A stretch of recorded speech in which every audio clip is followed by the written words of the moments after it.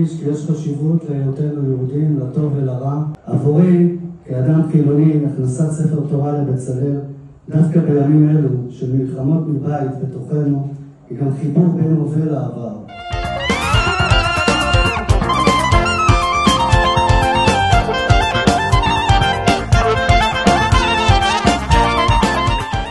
הכנסת ספר תורה משלימה את בית כנסת וולר והופכת אותו מן חלל שמעוצב נורא יפה לבית כנסת בפועל.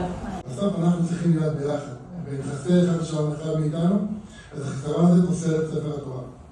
אנחנו צריכים להיות מאוחדים, כולנו ביחד בספר אחד, אבל כל אחד עם ההגדרה האישית שלו. יחד, ראשי תיבות, יש חילוקי דעות.